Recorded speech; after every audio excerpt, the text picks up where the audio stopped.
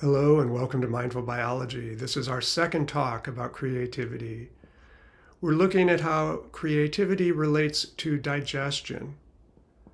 Digestive processes provide the raw materials and energy we need for creative activity. In the case of our human organism, our digestive system harvests raw materials and energies from the foods that we eat. So they're available for us to replace worn out cells, heal wounds, recover from illnesses, and build muscle mass, for instance, when we take up new exercises, and much more. In the case of pregnancy, the digestive system yields raw materials that feed into the development of an entirely new human organism. In a more psychological sense, when we encounter difficulties and limitations, we often feel rather set back. Life can feel quite painful and discouraging. But over time, we digest these experiences and move beyond them, finding creative solutions and new ways of discovering meaning and purpose in our lives. Often we come out of such experiences feeling stronger in a psychological sense than we were before. We cultivate greater wisdom and compassion and thus can live with more clarity and kindness. I hope you find this talk helpful. Let's begin. We will be focusing in this talk on the mouth, the entrance point to our digestive system. But first, I want to review some of the key points from the initial talk in this series. I presented the idea of the human form, more or less the shape that we're looking at in this fine sculpture. But I pointed out that a more accurate shape from a certain point of view is that of a tube. We evolved initially as tubular organisms, rather similar to what we today call an earthworm. Our ancestors 500 or more million years ago were morphologically similar to the earthworm of today, having a long, narrow body with a digestive system that passed through it from end to end. We have a mouth that takes in food, an anus that expels waste, and a digestive system that harvests energy and raw materials along the way. Now, our human digestive system elaborated quite a bit from its early origins. So there's this large pouch we call a stomach and long coils of what we call intestines. There are also accessory organs not shown here, such as the liver and the pancreas. But the basic form of a tube passing from the mouth to the anus remains. And something else remains from our worm-like origins, and that's a form of movement. The digestive tract, the tubes within it, move much like the worm that we're looking at in this video. So sections constrict and lengthen in a sequential way, and that establishes a movement pattern that guides food through the system. Now, we don't often think about what's going on inside in our intestines, but right now, as we sit here, they are moving in a way rather similar to what we see on the screen. And this is an ongoing process that connects the forms of life that we call earthworms to the forms of life we call stomach and intestines. I chose the earthworm as our model partly because I have a history with earthworms, having done research on their nervous system in graduate school, but also because the name itself is very fitting as I move this project called Mindful Biology in the direction of helping us feel more at one with the earth, and to notice that the earth lives within our bodies in important ways. So this is the body of experience that is very much in the present moment. It's the tangible sense of having a body, of having feelings of hunger and thirst and pleasure and pain, but not at the level of evaluating them, simply at the level of raw, earthly, substantial experience. So right now, as you sit here, you can feel your sitting bones against the furniture below. Or if you're standing, you can feel your feet upon the floor. If you were lying down, you'd feel your back supported by the surface beneath. These tangible experiences are the stuff of what I'm going to call the earth body, using a term that isn't commonly used so that I can be clear about what I mean. Last time I also discussed how our digestive system breaks down the foodstuffs that we eat into raw materials. So proteins are broken down into amino acids. And those raw materials are then available for the creative process of synthesizing new biomolecules. For instance, new proteins, as we see happening in this little animation. And this synthetic creative process builds up the body. It builds up the digestive tract itself. It builds up the muscle. It builds up the skin. It builds up the entire organism. Now that is another experience of the body, a more conceptual one, to think about all of these molecular processes that have been elucidated by so many people and so many advanced technologies. This experience of the body is very much about our human brain and its capacity to observe, analyze, and tell coherent stories.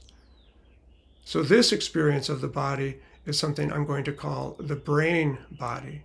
It could, of course, be called the mind, but by using a less familiar term, the brain body, we can avoid confusion about other usages of terms that are more common.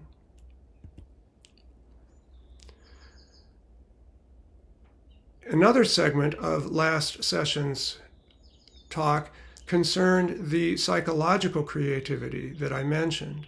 The idea that we can have some kind of difficulty occur. For instance, our body could be getting older, or it could suffer an illness or an injury, or it simply could have some kind of scarring or cosmetic change that makes it so it doesn't look the way we wish. And we face this change in our bodily existence, and at first it often feels quite challenging, sometimes overwhelming. But with time, we have this natural ability to digest the experience and creatively move forward. This is captured pretty well by the story of the phoenix. So a situation begins that feels like a lot has been destroyed. There's a pile of ashes where something important once existed. But over time, something new emerges right out of those ashes in a creative process that helps us adapt and move forward. This form of experience has a lot to do with how we relate to life and relate to our bodies. So there's always, in most of our experiences, a sense of either wanting this experience, feeling in a sense like it's a friend, or not wanting it, feeling like it's a foe. There are also a great many experiences that we tend to overlook, which are somewhere in between. They're more neutral. But this relating quality of assessing in a pre-verbal way whether this is something that we feel friendly toward or feel opposed to is what I'm going to call the heart body. And this can take many forms, including the more commonly understood sense of the heart of feeling compassion and caring. But really the heart is weighing in on just about everything that comes our way, giving us a sense of its value for us in terms of promoting or impeding our biological survival and thriving. So we have these three bodies, as it were. I'm using a simple three-part system. It would be easy to divide things up more finely. I'm using terms that are not familiar, but the concepts are well understood, the idea that there's a mind, a heart, and a body, for instance. I'm using the word body in all three terms to emphasize that all of them are grounded in this biological organism. The brain has a lot to do with its billions of neurons. The heart has a lot to do with these systems that help us assess our level of safety and bond with other people. And the earth body is, again, about that tangible, solid sense of being a living organism. These categories are a bit arbitrary, and they blend into one another in a kaleidoscopic way. So I don't want to imply that I somehow take them very seriously, like there are any rigid divisions between them. They are useful to help us learn to live with our bodies with greater ease, confidence, and wisdom. It's useful as one goes through one's daily life, and in particular as one meditates, to notice where most of one's attention is directed. Is it mostly up in the brain body, up in thoughts, ideas, memories, plans? Is it in the heart body, the sense of wanting or not wanting, liking or disliking, loving or not loving? Or is it in the earth body, the moment-by-moment experience of having sensations and perceptions? It's worth noting where the attention is aggregated and then making decisions about whether a different distribution might be better in this moment. I want to move forward now, though, and focus on how we relate to certain aspects of bodily experience, certain aspects of lived experience. That is to say, I want to focus on this function I'm calling the heart-body, in particular, how it connects us with what we call the mouth, the opening end of the digestive system. And the question I want to begin with is, what is this stuff we put into our mouth? Okay, we call it food, but it comes in many different forms. So here are 5. And as you scan the images, one to the next, you may notice an immediate sense of liking or not liking. Some of the foods may make your mouth water. Others may repel you a bit or just be neutral. I'm talking here about that immediate bodily response, not the overlay of knowledge about what's healthy or unhealthy. So it's likely that some of these give a more attractive sense to the body, a sense that this is more wanted by the organism. And that's that immediate heart-body assessment, that relationship quality. It's interesting to look at this image. So this is some nice fertile soil. And imagine how would you respond in that relational way if someone put a bowl of this stuff on your dining table and handed you a spoon and asked you to take a bite? How would it feel to be directed in that way? Would you simply get angry? Would you give it a try? Or what if you imagined having some of this stuff in your mouth? Would the reaction be one of repulsion, spitting it out, going and brushing your teeth?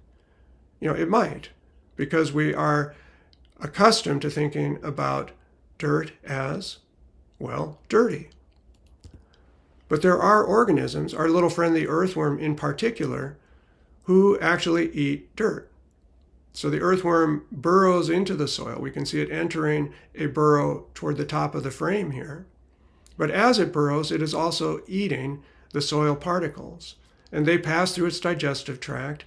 Energy and raw materials are harvested, and when the waste is ejected out the far end, out the anus, it's enriched so that it provides a better basis for plant growth. And that's why worms are useful in composting. But the point is here, for the worm, soil is food. We don't believe that's true of us. But in a certain sense, our food is only one step removed from soil. So the vegetables we eat are grown right out of that dirt. So we are eating, in a sense, modified dirt. And even if we eat animal products, let's say dairy products, the animal is eating a plant that grew out of the dirt. These considerations get a little more complicated if we talk about seafood, but the basic points remain the same, that there is something earthy that becomes the substance we call food.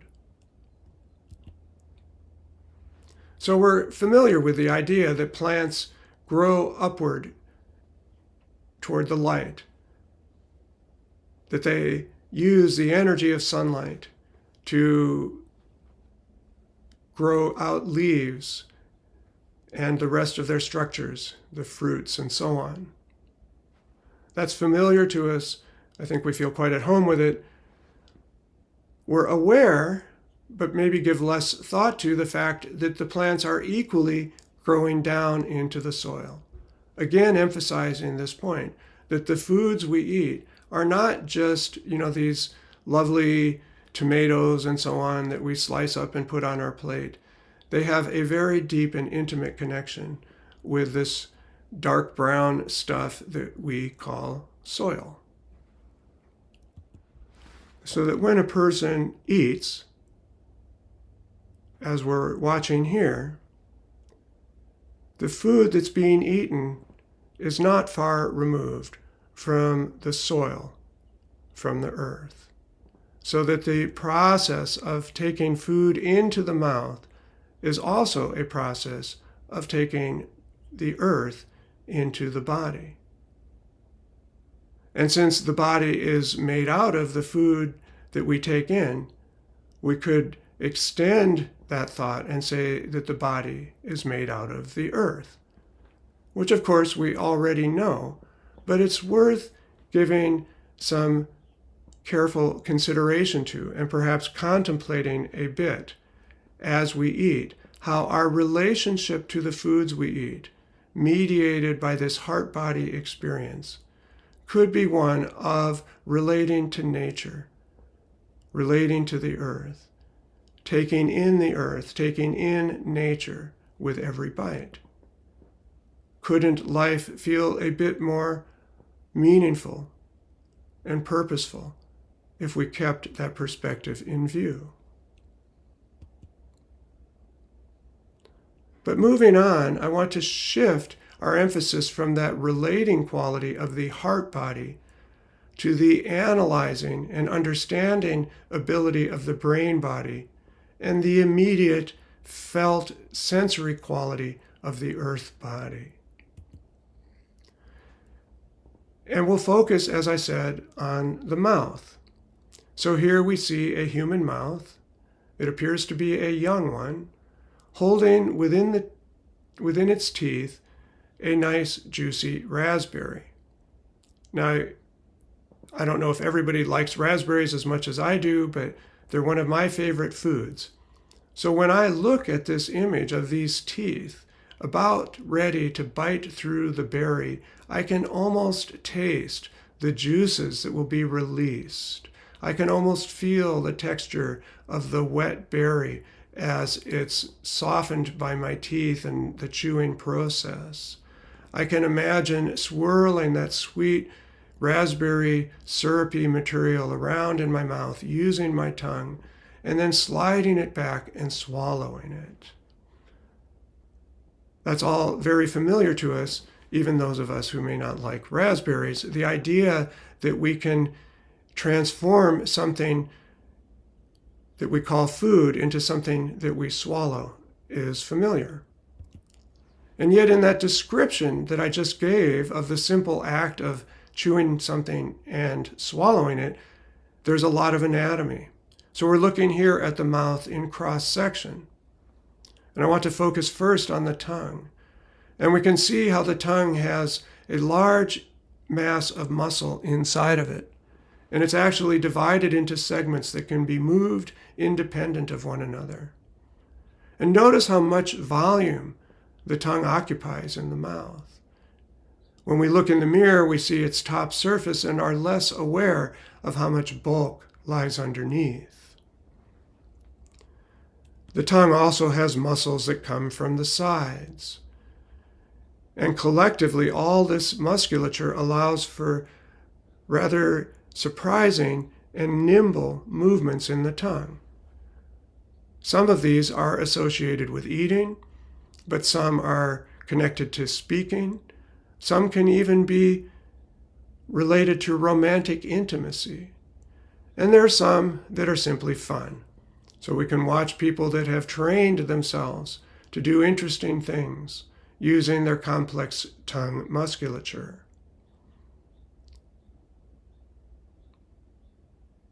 So I cannot perform many of these maneuvers, but evidently it's possible, for some people at least, to train themselves to take up these more sophisticated activities. Just like a person who plays the violin can do things with her hands that I can't do because I can't play a violin or indeed any musical instrument. So we have latent capacities that can be trained, but each of us is using our tongue in quite nimble ways simply by speaking and swallowing and so on. Now the berry, as I mentioned, is also tasted, right? And the taste comes partly from receptors on the surface of the tongue. And we can see some of these here, these rough spots and bumps diagrammed on the tongue surface.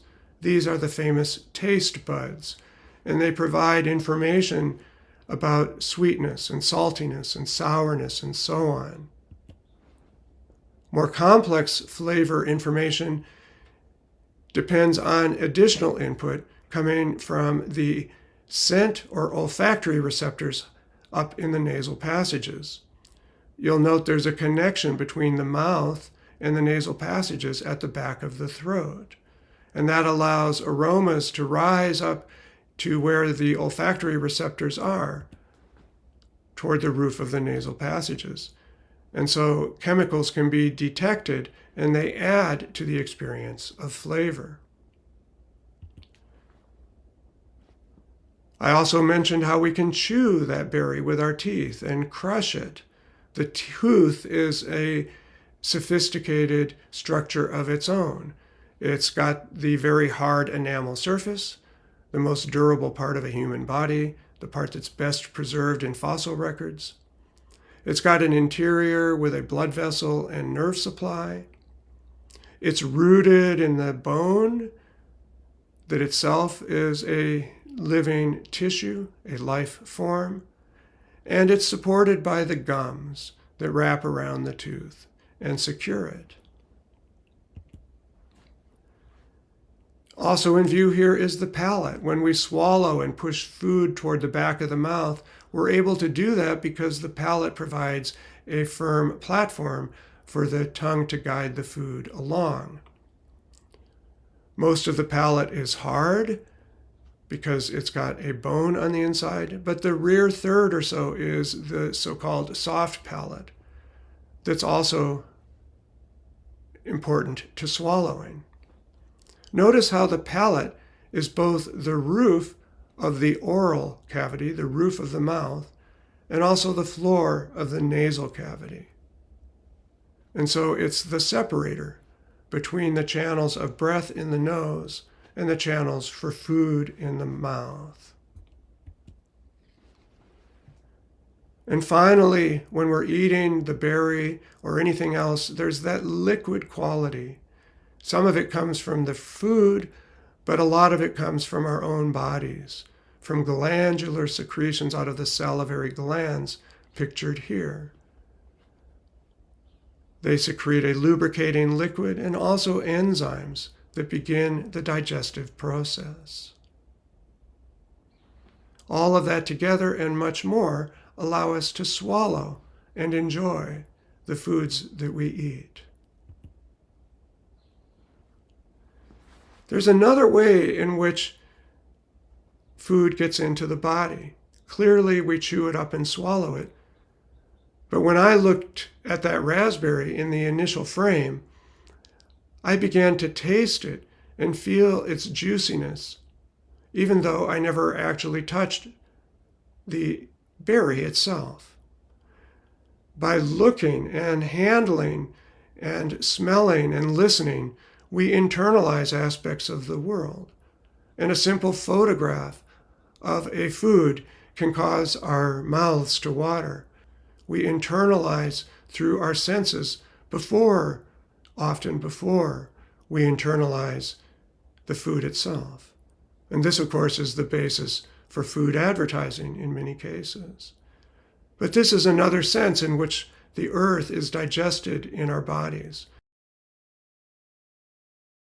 So as we move through the world, digesting it in all of these ways, we're supporting this experience of the earth body.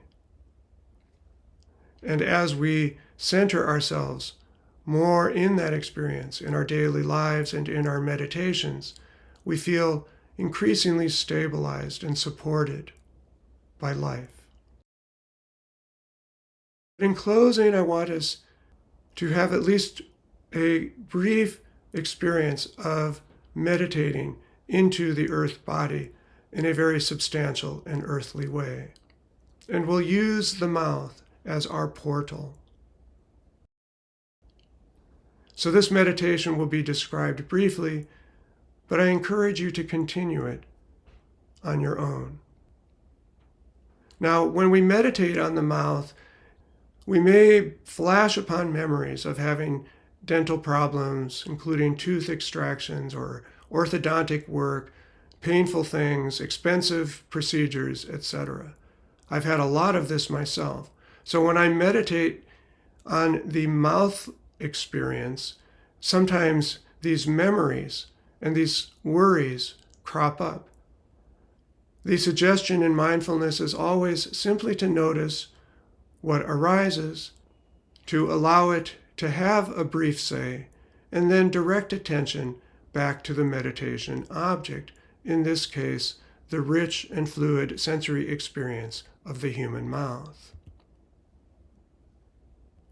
And so as we move into the mouth in our direct experience, we could close our eyes,